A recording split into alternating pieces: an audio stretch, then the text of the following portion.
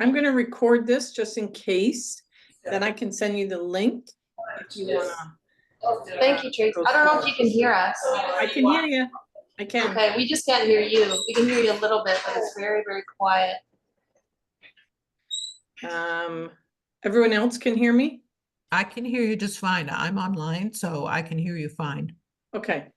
So what I'm going to do, just in case if you can't hear me, I will record this. I will send you a YouTube link afterwards.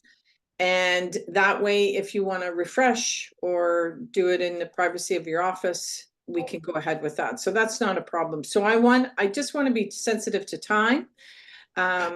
And ask if everyone has their kits in front of them. And if not, start off, please, with a cup of tea or your tea bag. And we're going to engage in, awesome. We're going to engage in some scent and the whole premise of scent design. Yeah. And so I'm going to share my screen. Oh.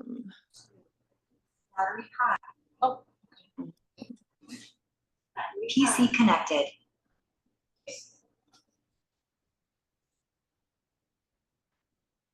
Is it working now?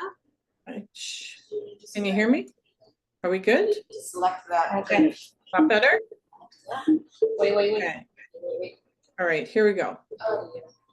So I'm going to share my screen. I completely revamped this presentation for you all, which is not a problem, my pleasure. And the reason I did it is because it's actually my old world, the world that I used to do for 25, 30 years.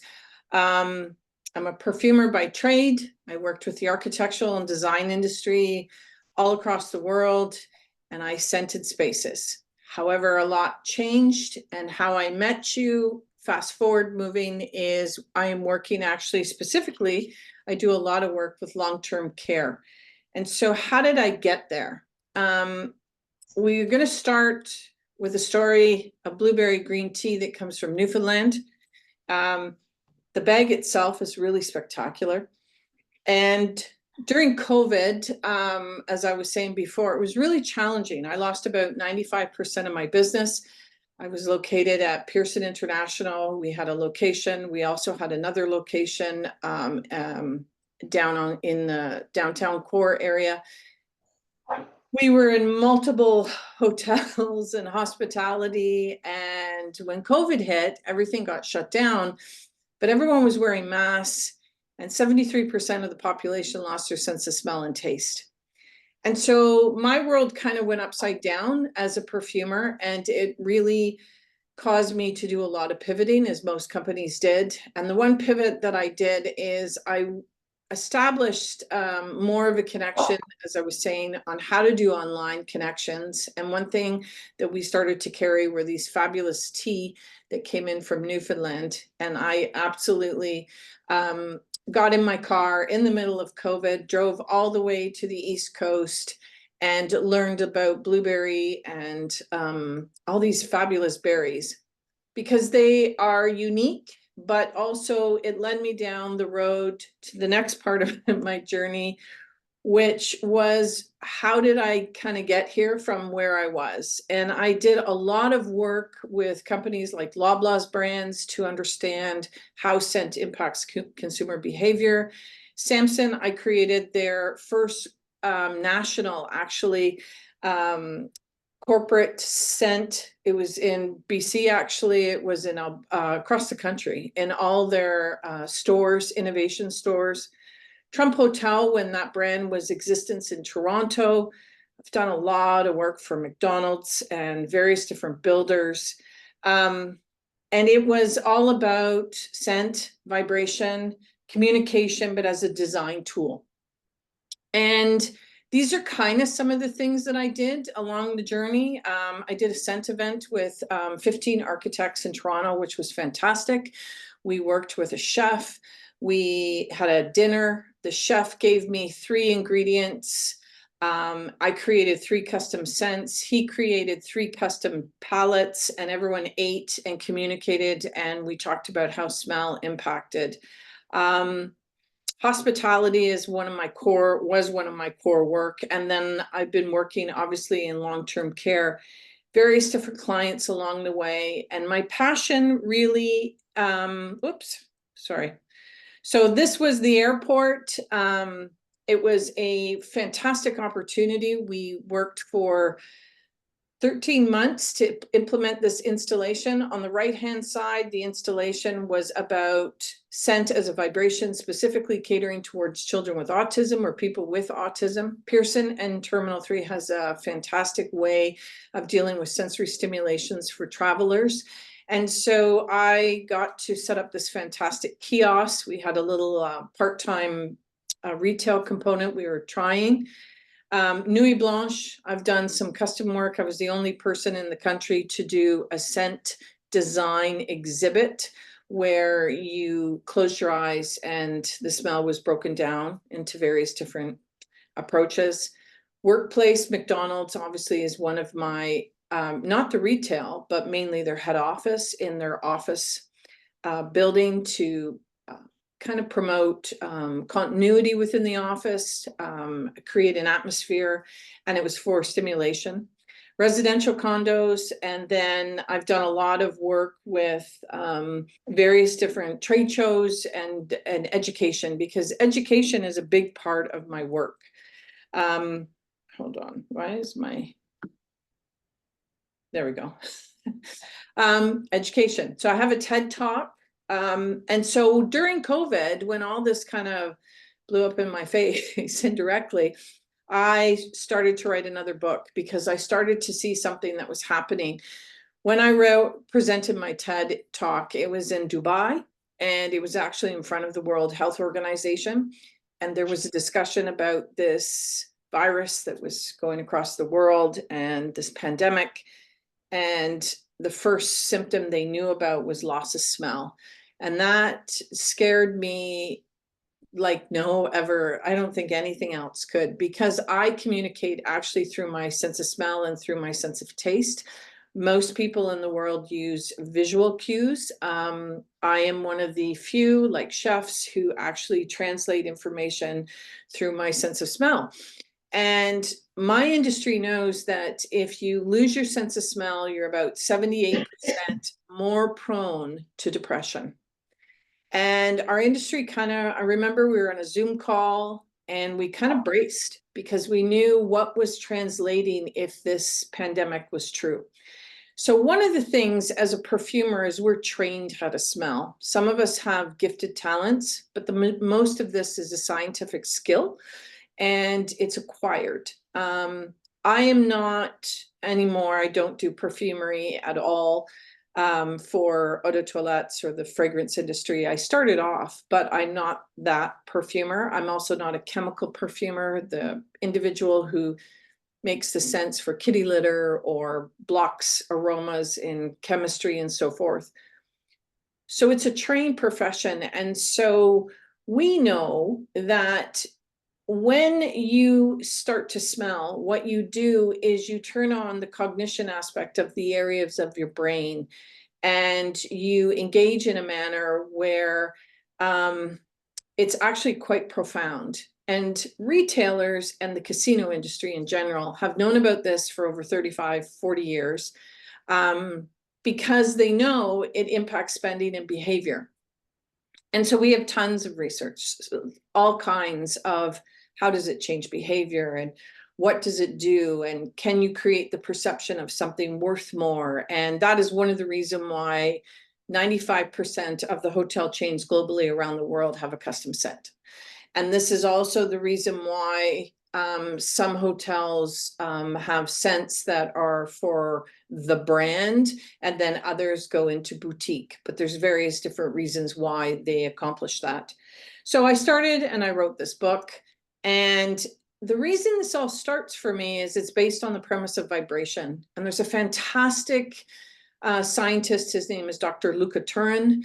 He is he's profound in my industry because he is the first person that determined that scent was actually a vibration that penetrated the brain like music versus a molecular structure And even though there is a molecular structure, the vibration that is happening when the scent enters the body and in the brain specifically is where the magic happens. And this is what they're starting to learn about and explore. And how that was really determined were bees.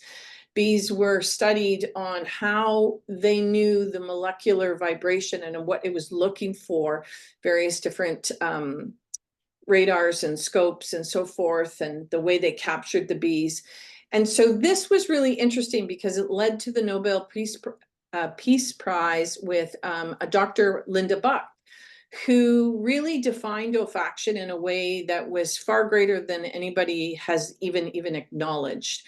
So one of the interesting things, especially in long-term care, is when you deal with seniors or individuals, music and smell are the most profound impact on the brain. So even with individuals with Alzheimer's, Parkinson's, dementia, we are getting exceptional results. So this is something that is really interesting, and this is opening up the door for further research.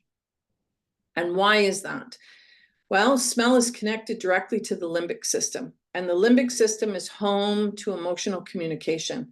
How you feel is really connected to the sense that you're smelling or the sense that was connected to that emotional trigger.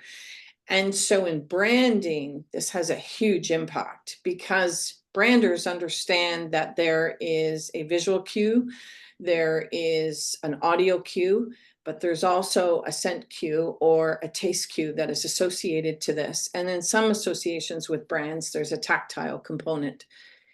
And this is all the elements that create the emotional connection to a brand, which is where some of the innovative architectural firms were utilizing scent from a presentation standpoint to demonstrate to clients how they were very different, where they understand the branding components, and it's not just something visual, it's much more. And this is how basically our brain works, or smell works, is the vibration hits the nose receptors, it hits the olfactive bulb, which is in the frontal part, and it penetrates various aspects of the brain, but really and truthfully, it's connected to memory and emotion and then memory. These are the areas. And if you think of smelling as a filing cabinet, and when you smell something, that file immediately goes in, and you build those files, and when you smell it again, the file comes out and it creates the recall. Everybody has a different filing cabinet. What COVID did is it emptied the filing cabinet. And so when you lost your sense of smell and taste from COVID, you had to retrain your brain how to smell again, and you had to reestablish some of those sensory components that were lost.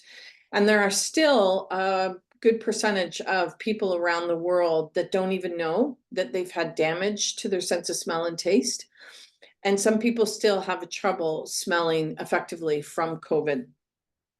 So what I want to do today is everyone who has their jelly beans, if you have them in front of you, if you could put them close proximity. I'm going to demonstrate because I want to talk about now how smell and taste are really interconnected.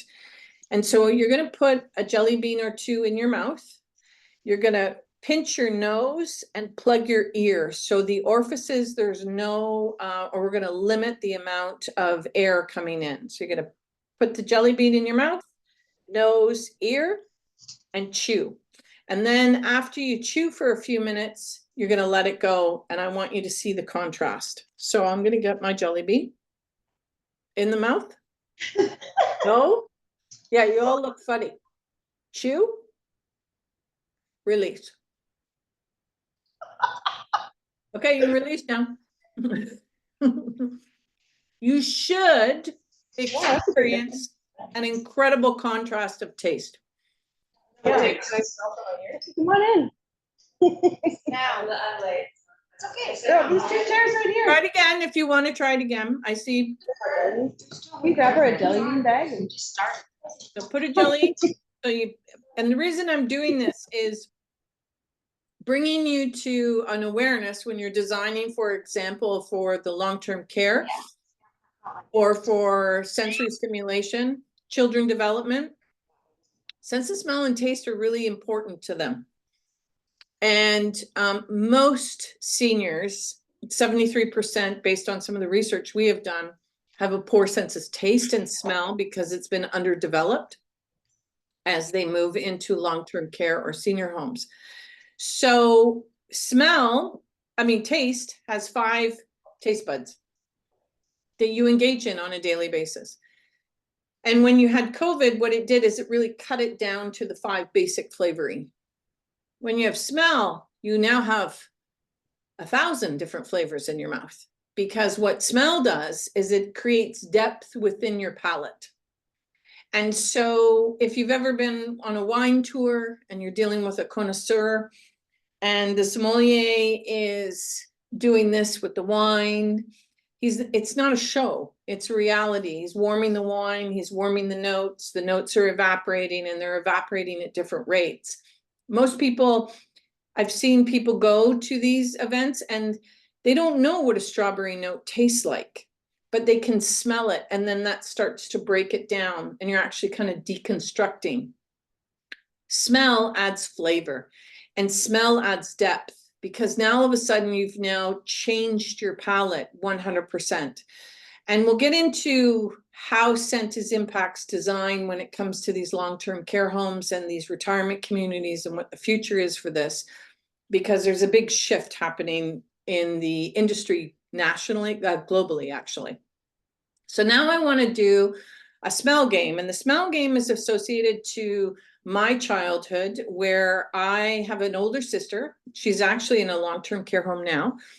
She is schizophrenic bipolar, and we played the smell game as a kid. I also have a son who's on the spectrum. He has a lovely home. He has a job. He's in his 30s. We went through that journey together. But as I was living the mental health world as a parent and a family member, I was also running this very corporate world of perfumery. And my TED Talk is really about the historical start of when I was 3 and how we used to play the smell game in the kitchen. And so what I want to do is, your first scent we're going to take is rosemary. And this is Should I not... pass it out? Should I pass Yeah, it out? to pass everybody? them out. Yeah, pass them out, everybody, because I want to Okay. discuss them and experience it. And everyone would have had in the kits rosemary. And I'm going to assume none of you know how to properly smell. And when I say that, there's an art to it. So you're smelling what we call a blotter stick. It's a perfumery stick. It's a specific type of paper. I sent this about 3 weeks ago, so I really tried to make sure that it was captured and that there was no cross-contamination. So the scent is a rosemary. And smells wave really it in front of your Tracy. nose. Just wave the wave it? scent in front of your nose. Now, the first question I want to ask, can anyone not smell it? Okay, so everyone can smell it. Anybody can give me a descriptor about it? Is there anything that pops up? Yeah, potatoes. Someone said potatoes. Okay, Vicks. you got some foodies in the room, okay? Vicks Vapor Rub. Fantastic, Vicks Kelly. Vapor Rub. Vicks Vapor Rub. Fantastic. Anybody else? I have a hiking memory that's coming up. Hiking. Tell us about it. Yeah. On the top of Cypress Mountain. I don't know why, but maybe there's some rosemary up there. I guarantee you it's camphor, but you're on the right trail. Anybody else? It was a good. Yeah. Okay, so rosemary oil is herbaceous oil. It is, everybody has the plant, you cook with it. The foodies in the room knew about rosemary potatoes. When you take this herb and you rub it in your hand, everybody from this day forward needs to get a rosemary pot and keep it in their kitchen. Because if you take the rosemary and don't cook with it and just rub your hands with the rosemary, smell your hands and do that twice a day, you'll increase your cognition in your brain to the level that you played a chess game for 15 minutes. So it's also a great tool at the office to have rosemary pots. And if you're in a think tank session, do this with the rosemary and smell it. And the reason for it is rosemary has camphor in it. It's a stimulant, and it's really connected to the research is showing how it hits Parkinson's. So individuals with Parkinson's, the first symptom is they lose their sense of smell. But 8 to 10 years later, as the disease is advanced, rosemary has the ability to reoxygenate areas of the brain. It is one of the healthiest scents with the camphor notes. Now, someone said Cypress Mountain. Cypress is another form of oil or scent or raw material that we would use, and it comes off coniferous trees. It also has a high level of camphor. Other people may have this experience with certain pine needles and pine trees. There's camphor in that too. Vicks Vapor Rub is actually one of the reasons it helps with breathing. That's one of the key components to it. It is an alert. It helps to stimulate the brain. So what I do is I take the research, and when I say it's not aromatherapy, we don't work with any of the information because it's folk medicine, and as much as it may have some value, and I know many people are dedicated to it, it's a billion-dollar industry in Canada, I'm very aware of it. I really focus on the science aspect of it, because there's really only 2 ways to scientifically track the oils or the smells or the raw materials. They either stimulate the brain activity or they calm the brain activity. And so the focal point becomes around how the brain is interacting. And in cognition, this is something that it's critical. So I now want you to pass around the second oil. Now you have a second bag. So this is a stimulant. This is something, instead of 3 o'clock in the afternoon, you want to grab a second cup of coffee. Smell rosemary. Just sit there, rub it in your hand, smell it. So now we're passing around the next scent. And this should be lavender, correct? Okay. Oh, bergamot. Bergamot. Oh, it didn't change the thing. Oh, I forgot that I sent you bergamot. Okay, even better, because everyone knows lavender. So bergamot oil is a citrus that comes in from Italy. It is one of the rarest of our raw materials because the plant produces 3 different specific scents: orange blossom, which is known as neroli, petitgrain, which is comes from the twigs of the plant, and then bergamot, which is the citrus component, which is cold pressed. Now, bergamot is really a fascinating scent. It is tied to calming the brain down. It's really associated to the impact of anxiety. It's one of the raw materials in Earl Grey tea. And it has been used for centuries to calm the mind. The research is just starting to catch up to it on why. And what it does is it helps to release serotonin in the brain, which helps to create that feel-good experience in the body. So bergamot oil is a really exceptional tool to work with, and all the chemical components and raw materials in it, this helps to direct us. One of the questions in the design industry has always been, how do you choose your scents? I choose my scents based on the storyboards that are presented, because it tells me the raw materials that we need, and I define the raw materials based on the effects that you want. This is not about choosing a personal preference. This is not about because someone likes green tea or another person like rose. That has nothing to do with the impact that you're trying to do in design. It has nothing to do with, it actually can create a bad environment in the design, and it can actually change your outcomes. And so what we do is we focus on how scent is impacting the design principles and what you're focused on. And so we're not choosing. And so one of the things the industry has done, and there's many suppliers who put machines up and scent, is they come around and they'll give you 10 scents and they'll say, smell them, and what do you like? This is not personal. You're not wearing a fragrance. And it is no different than when you're presenting to a client, they want a pink boardroom and you're trying to tell them that pink is not the best approach for various reasons, and this is the design that you have created with the palette, and this is the reasoning behind it. It's no different with the same thing. So I've given you two examples. We have a stimulant and we have a calming scent. One of the case studies that we just completed, and we're now in another case study, which is really exciting, is we use scent therapy, which is not what I'm going to talk to your team specifically about, because I know you have a design mindset. But we do scent therapy, and that's my work that I've been doing recently because I'm trying to tackle isolation in long-term care homes. So I teach PSWs, I teach nurses. I'm actually coming out to British Columbia in October, and I do work across the country where we try to tackle some of the issues that the dementia, Alzheimer's, Parkinson's, individuals in long-term care, the emotional wellness that they're facing, because scent is a really amazing connector. So right away we did this, it's this appetite stimulation. It's a case study that is ongoing.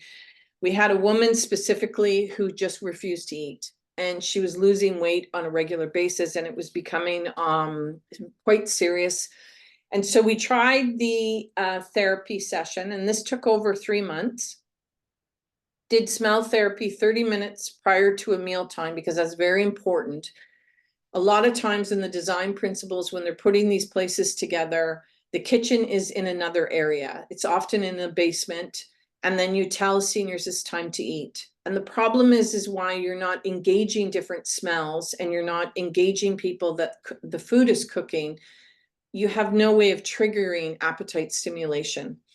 The sessions are 15 minutes a piece. We work with 2 or 3 scents. We work with scent sticks.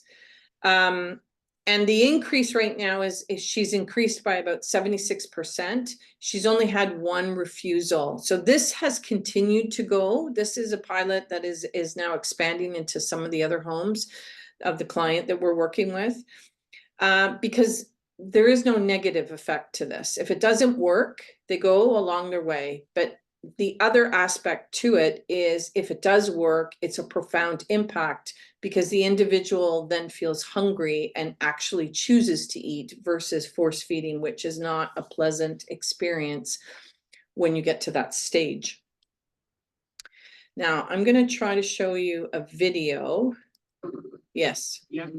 So I did this at the interior design show, and I'm going to stop it. This is a booth we did. Oh, where did it go? Shoot. Oh, I was so excited there for a moment. Oh, there we go.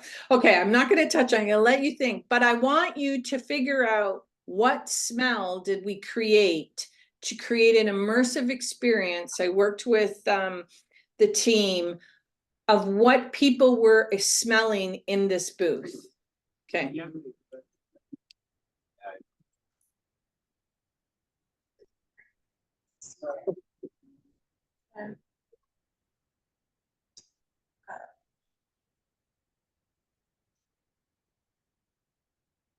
Smell of wet concrete. Petrichor? Water. Moss. Rainforest. Wet moss.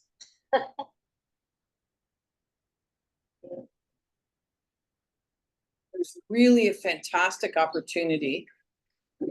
Various different suppliers work together, and these bricks are made out of psyllium, which is a mushroom note.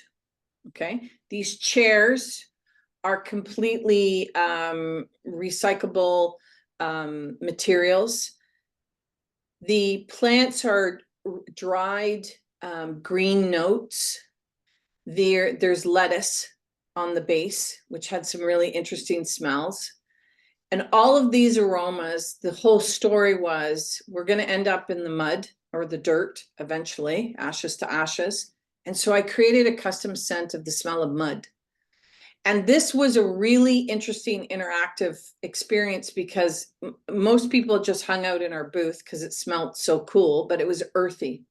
And the idea was to translate the message the design team was really focused on, which was, okay, we talk a lot about sustainability, now let's do it. But also, we as a team did not want to leave a footprint behind at a trade show, which is something that often happens with crates and all kinds of material. So we kind of all challenged ourselves. It was an exceptional opportunity, and I really enjoyed it.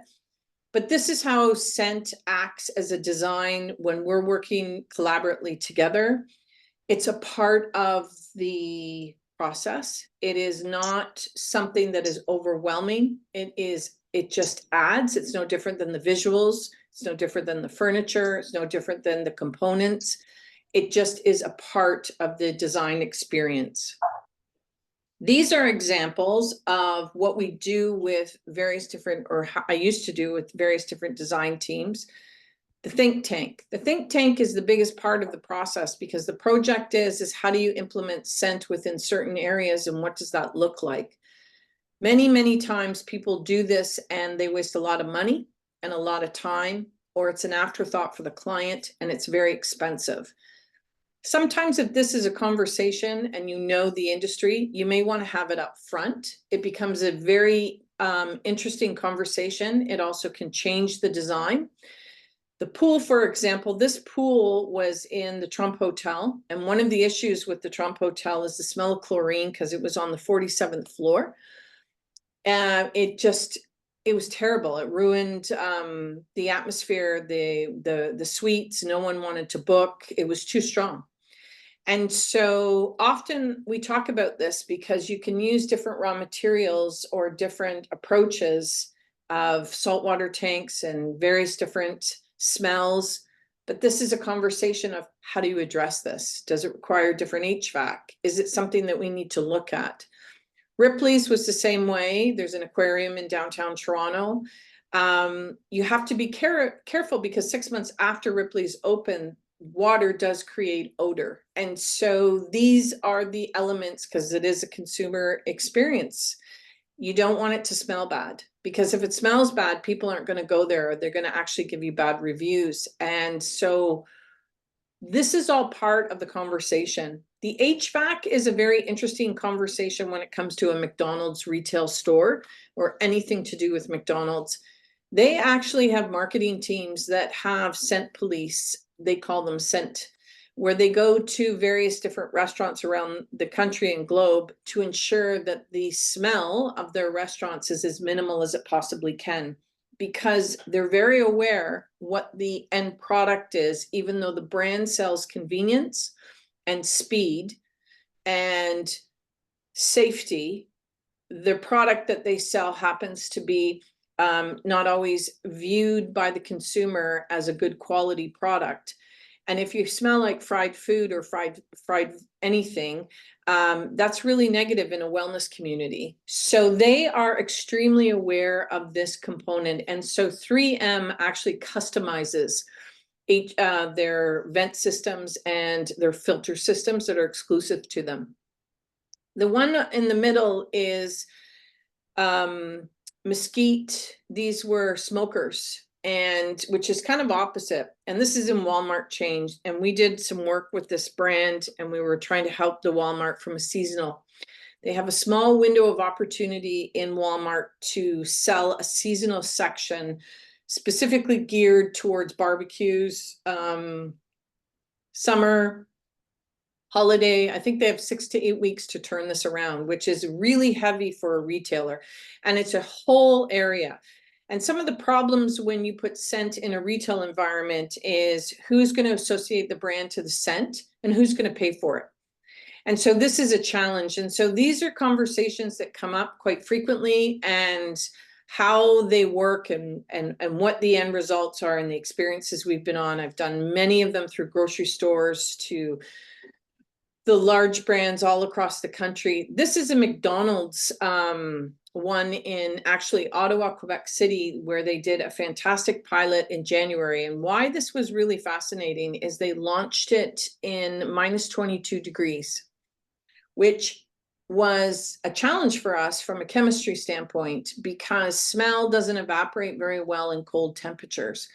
So we helped the company. They were doing a promotion of coffee. They wanted the smell of coffee.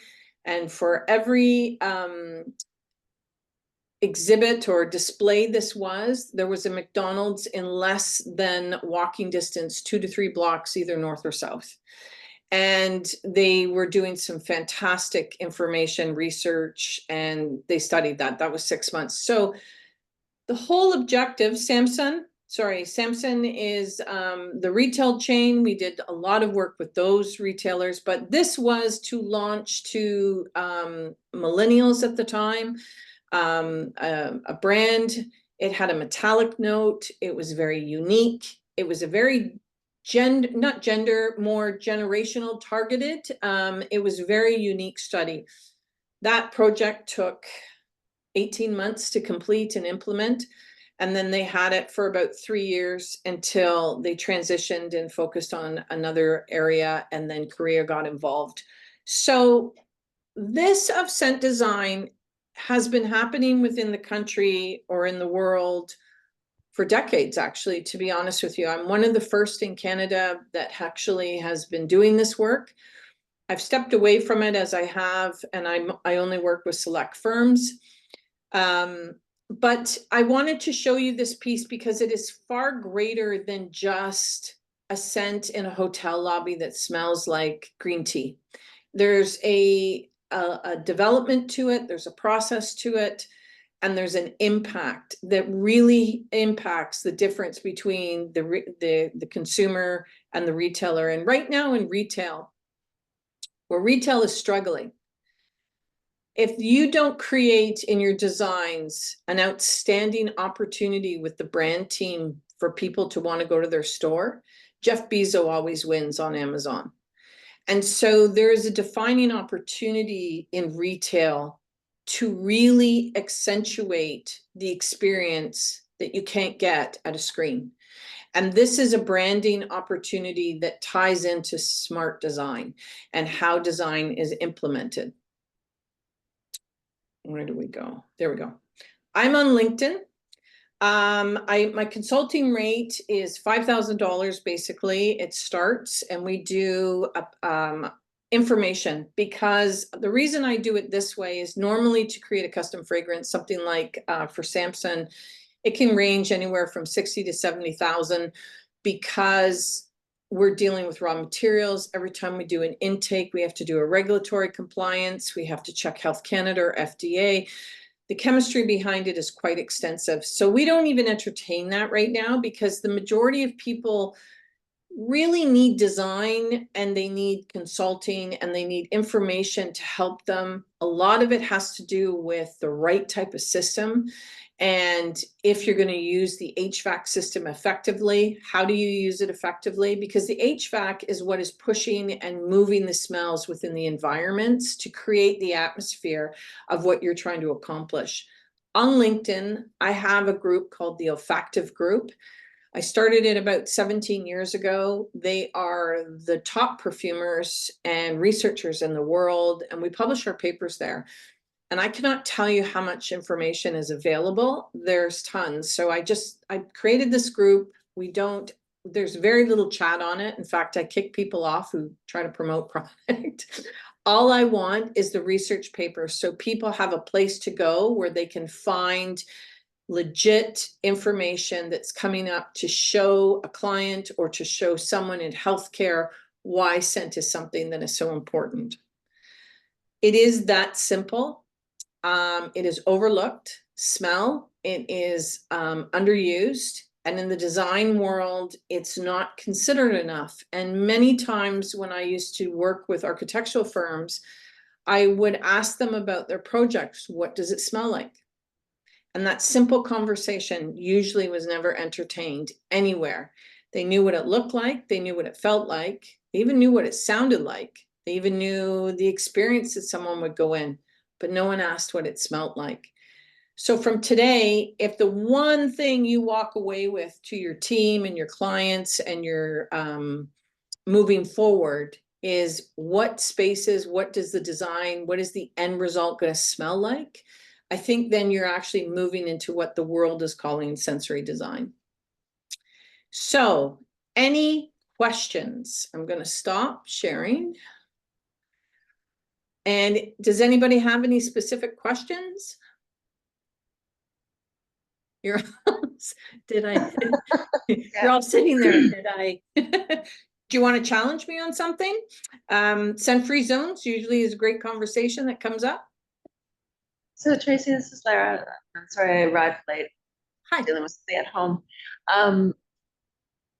You might have talked about this and I missed it, but did you talk a little bit about the economic impact that you've seen from places that have really great experience in terms of the sensory smell aspect?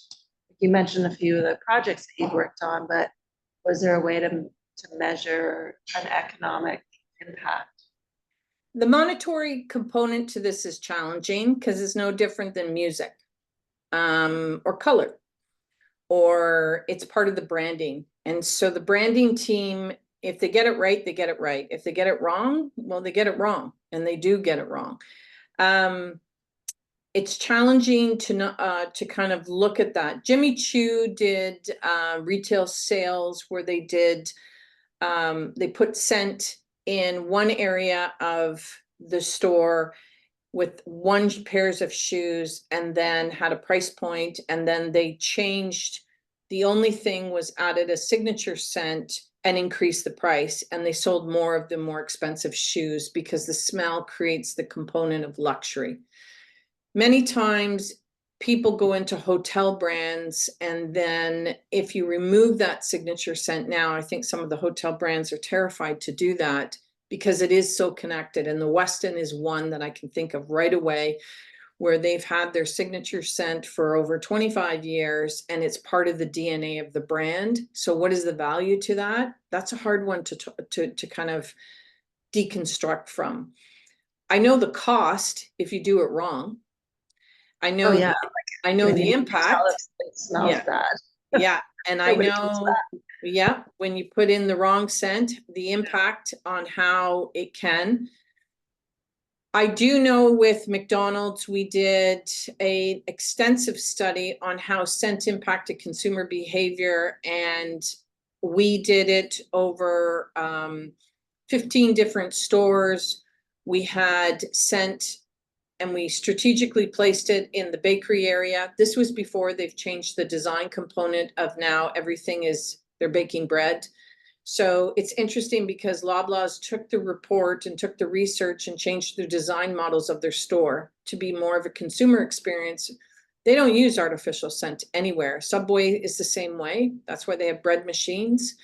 They took the premise of the sensory component because they know it drives sales up, and they know it's a key component to their success factor and their profit within a $25 grocery bag. So if there came a point where you had a client and they were just talking about numbers, we can bring up information. But if the design is bad or the product is bad, there's not much we can do with scent at the end of the day. Well, that makes sense. Yeah. No pun And intended. but you would be surprised. Yeah. So you mentioned that there's quite a lot of research on your LinkedIn, and I'm just curious if there's research that you could highlight that maybe we could go to or take a closer look at as it relates to offices or workplace. Sure. Increasing productivity, for example. Well, the McDonald's brand I did 25 years ago in Winford. They were one of the first corporations to implement scent. We did it for about 8 years until they changed the design and they went back. They stopped from doing an open concept. There are many companies, but a lot of those companies are proprietary of their work, and they won't publish it and share it. What we can focus on, or what you can focus on with the client, is what do you want to accomplish, and why are you using scent? You just don't put scent into something. So with McDonald's, it was very meticulous because they had, it was the time when you had open concept development.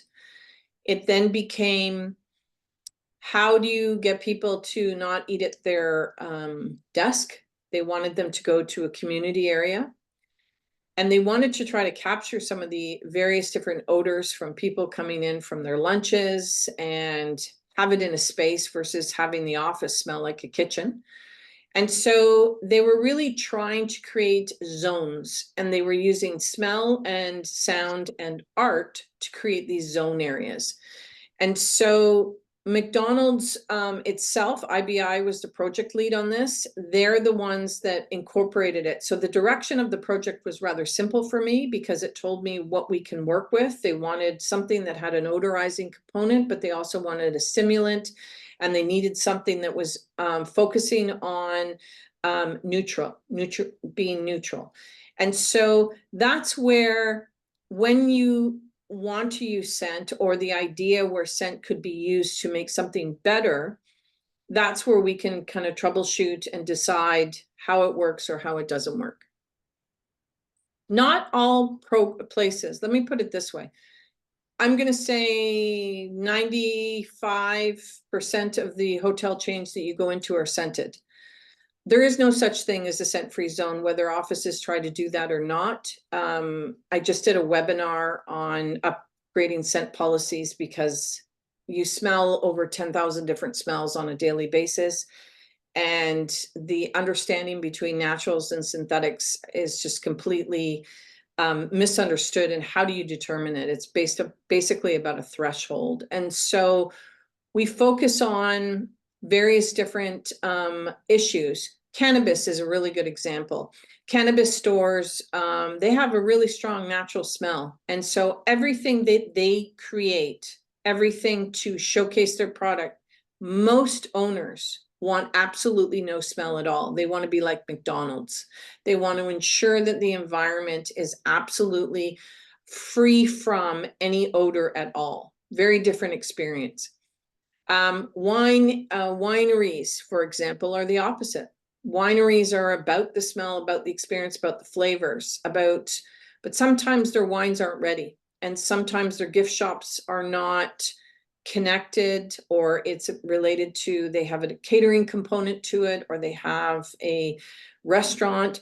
These are the things that we kind of talk about and add, but scent is a part of the design component, even though it's not artificially necessarily placed into the environment. It can very much. It's usually done through the HVAC system, but it doesn't have to be. We've done retail stores, for example, in the past for Nike, and they use cedar as one of their raw materials. Well, that's really expensive, as you would know. And they had to have a budget for that. But the atmosphere they created in these boutique stores in Europe was very specific in what they were looking for. Great, thank you. Thanks, Tracy. Any other questions for anyone else on the team? It has been an absolute pleasure with you all. I will send this back to you in a YouTube. I will send you the TED Talk if you're interested, but also the link to the olfactive group. Reach out to me on LinkedIn and you can join the olfactive group, and then you can scroll, like there's research, there's documents, there's all kinds. Now, lately, I will say in the last 16 to 18 months, my focus for the olfactive group has been mental health. It's just because of what happened with COVID. But prior to that, there's a lot of research and a lot of information. And if there's something you're specifically looking for, I can definitely direct you. Luca Turin is still a researcher. Dr. Avery Gilbert is another fantastic researcher. He does a lot of work with Harvard. He's usually hired independently by, he's commissioned specifically from organizations to study certain behavior. But there's some universities around the world that specialize in cognitive business, the components, why do you scent, that type of thing. So it depends on the actual storyline and what you're trying to achieve with the smell. So I really appreciate your time. I hope you walked away and the next project you sit down, you're going to think about smell. And You're going to think about how it's going to impact your design, and that you're going to run out tomorrow and get rosemary pots and put them in your office. So when you have a think tank, you can sit there and smell rosemary. You'll think of me and laugh. I would like to do that in our new office setup, for sure. Everybody needs a rosemary pot. I'm just saying. Well, thanks so much, Tracy, and we really appreciate your time as well. My pleasure. Absolutely my pleasure. And I'll send you back the link. And if you need anything at all, please reach out to me. Thank you. Thank you. Bye, everyone. Have a great day. Bye.